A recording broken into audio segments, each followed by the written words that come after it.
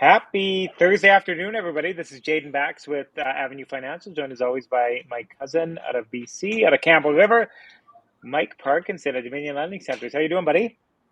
Doing really well, Jay. It's American Thanksgiving today. Yeah, Football fan, man, lots of football on. So. yeah. So I haven't seen much of anything today, but I saw a little bit. Like the Lions are finally having a good season. Still got to get their butts kicked on Thanksgiving, right? It's like a Thanksgiving tradition down in the It's a States. curse. It's a curse. Yeah, that's right. Yeah. So a lot of content to talk about today. Big announcements this week to go over. We're going to talk about CPI and what happened there. Yep. Bank of Canada swooping in with their mortgage charter to save all of us from our upcoming renewals. Yes. And just kind of what we think about mortgage rates and where they're going, kind of in the end of the year and into 2024. Yep. So let's get started with CPI. That was lower than expected, 3.1%. It surprised a lot of economists. Did it surprise you? Nope. Did it surprise you, Jay? No, heck no. We've been talking about all of these fake numbers and everything going on behind the scenes, but 3.1%, we're right in the kind of almost in the crosshairs of where we want to be, between that 1% and 3%. Seems like maybe the Bank of Canada is the one that's pushing it to where it is right now, right? Jay, it's funny. I guess it's their core inflation, what they I think it's called core. Yep. What they really look at, and that includes mortgage interest payments. And look at where we are today, right? If you strip out, I don't even know why mortgage interest payments are in their core CPI. Like if you strip that out and rent out, we're at just over 2%, right? Like, yeah. And it's funny. I was reading an article that said that three provinces now have inflation below 2%, and only 3 are above 3%. Which is crazy. And of those, the highest are Quebec at 4.2 and Ontario at 3.3. So it's just really interesting what's happening and what we see and what we read, happening all over the world, right? It's just, this is bound to happen. We've been talking about it for a long time, right? So.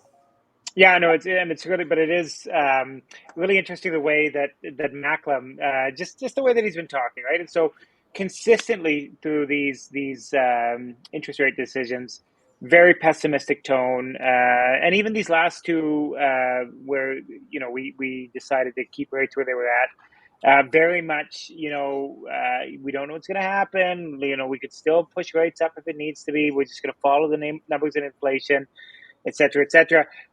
Very, very different kind of tone following this announcement on core CPI. Really has come in and talked more about, we feel like we're probably at peak rates. We don't think there's going to be any more raises. This is kind of it. And it's funny because they use all of that, the way that they talk about those things.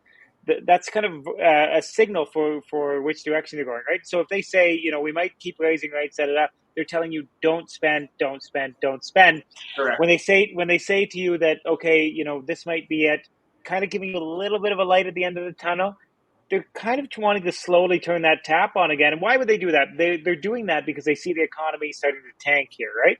Right. Yeah. It's all narrative, right? And they can control things by what they say, like you just said. Like they don't have to raise rates or decrease rates. That's by their tone and what they're thinking, where they're at, where they think things are heading. What is it now? What's the percentage of a rate cut by March and by summer? I think by March it's like 24%, maybe. Yeah.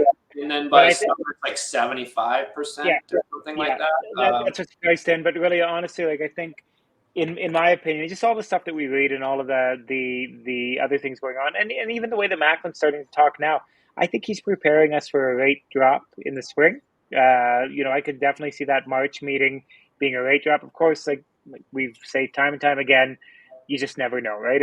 You never know what kind of decision they could make. But we're starting to see the cracks a little bit, and they're moving more towards rate drops than they are to further hikes.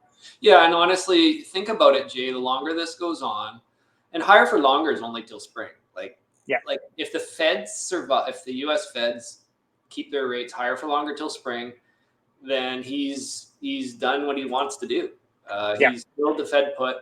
He's gone longer than Volcker back in the early 80s. He's done his job, and that's what he's hoping for, the higher for longer. I think, and they talk a little bit different about Canada. Canada's in a little different situation than the US. They think that Canada's going to have to start cutting rates sooner. We're way more rate sensitive here than they are in the US because of our mortgages come up for renewal. Think about all the mortgages coming up for renewal. Like right now, people got nowhere to hide. Like nowhere. Well, but the government is going to save us, right? They came out in Oh my their God, budget they with save us from themselves, Jay. yes, they came up with the They mortgage caused charter, this. right? Now they're like, oh, look at us. We're fighting inflation. Like Absolutely. we can do anything, right? It's just Yeah. like, we're gods. We're the best. It's like, yeah, you know what? You caused all this. Whatever. It is what it is. Right now, I think people are starting to really understand, kind of see what's going on. Like we've talked about it for months and months and months, and that lag effect again. It's really, really going to start hitting harder. We'll see what Q4 comes in with the retail sales and things over Christmas. That'll be really interesting. If Q1 in 2024 is going to be really weak, I don't know. I think it's just going to continue to get weaker. Yep. I don't know what you see out there, but I see a lot of sales that I usually don't see in certain areas, like bike sales and like things that, just like big sales compared to what normally happening. And this Black Friday is going on forever now. So yeah, it's like a Black Friday month, right? You hit November and all of a sudden the clock turns, Halloween's over, and it's just crazy, right? And like I don't know. It'll be interesting to see what happens over Christmas, how much people spend, and I think people are pretty much running out of money. And like I say, that if they didn't have the big equity in their homes, it would be even worse, right? So.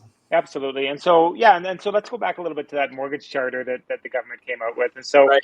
A lot of what they're doing is around recognizing that there's going to be, I think over the next 2 years, 2/3 of mortgages are going to renew, 2 or 3 years, which, that's, if 3 out of 5, about 60%, a little bit higher. So there's a lot of mortgages renewing. And so the government has come out and there's this list of things that they're suggesting that lenders do in terms of, maybe push out amortization, waive penalties for early payments, things like that. A lot of things that, the Bank of Canada is trying to drive home pricing down and some of that kind of inflationary stuff down. And the government is coming up the other side and with these kind of policies are bailing people out and they're fighting each other. Absolutely. The other side of the thing, one of the things that we're hearing a lot from our clients now is, oh, thank goodness the government is getting rid of the stress test. Absolutely saving our butts. Isn't that a great thing, Mike? Oh, well, Jay, I'm still trying to qualify people at stress test, and it's not working very well. So, basically, they're not getting rid of the stress test at this point. We don't know what's going to happen if things really slow down. I think they're going to come up with all kinds of solutions. They're going to try to actually turn the boat, steer the boat the other way, which is going to take time. But for now, they haven't gotten rid of the stress test. It's here. It's alive. It's well. It's challenging for people. Like, you're qualifying in between 8 and 9% now on a mortgage. So it's really tough for people. And what they're coming out with is what you just mentioned, is they're giving people maybe coming up for renewal some more options. Yeah, and that's where it's great, right? And so this is specifically for people with insured mortgages. So if you put less than 20% down on your mortgage, and this is the interesting thing. This is not a Government of Canada thing. It got in their mortgage charter and this and that. The OFSI, which is the Office of the OSFI, Office of the Supervisor of Financial Institutions, which does a lot of the rules for for the banks and things like that, and is actually the one that implemented the stress test. We found out about a month ago that there's a line that the way that it's interpreted has perhaps been interpreted wrong for quite a while here, and so about a month ago, mortgage brokers, we got a lot of emails from a lot of our lenders coming out saying, in light of discovering this new information, we are no longer stress testing on renewals. If you have an insured renewal, we're no longer stress testing. So switch transfers. So what does that mean? That basically means if I'm with Bank A and Bank A has sent me an offer, and I think they've sent me a bad offer because they know I'm stuck because I have to use, like Mike said, between 7 and 9% or 8 and 9% to qualify.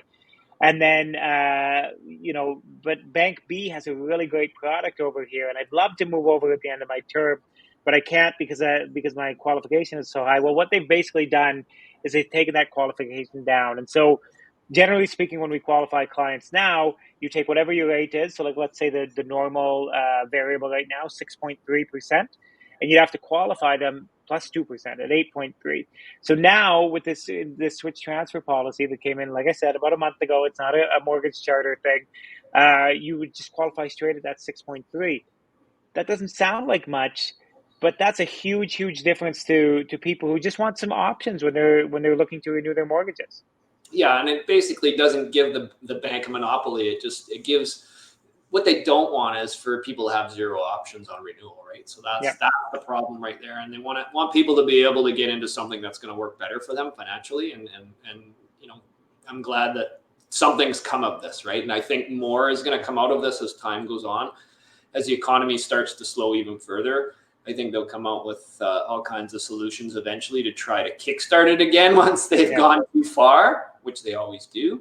So yeah, it's getting really interesting. I would just do the best you can, hang in with the right products, and that's where we can come in and help. Is like, if you're not sure, if you're up for renewal, or maybe you want to refi to do something or pay off some debts, or you just don't know what to do, and it's a challenge right now. So hey, I don't blame people for that, because it's really tough in today's world, but we know where things are heading. And if you can kind of go with what's happening, there's no way these rates can stay this high for a long, long time. Like, they're talking 2 or 3 years. I'm like, whatever, like, how are the government going to pay its debt? Like, it just doesn't make any sense financially. So we don't know if rates are going to go back to 2 or 3 or 4%, but they're going to come on at some point here, and it's probably going to be in the first or second quarter of next year. So we'll come up with a strategy that's going to work for you. We're here to help. If you need any help in BC, give me a call, and if you're in Alberta, give Jaden a call. We're happy to chat with you guys. If you're in any other province, we can hook you up with other broker friends as well. So yeah, absolutely. And we got a big thumbs up from your mom. So thanks, Auntie Mo, for tuning in today. She's my biggest fan. She always She's has the biggest fan, and I do pay her a little bit for that, but that's okay. It's worth it. Ever since she came home crying from school, she's always been the Family biggest money. fan. So Family money. that's Yes, right. So thanks, Auntie Mo. Thanks, everybody. We'll see you all next week. See you guys. Have a good one.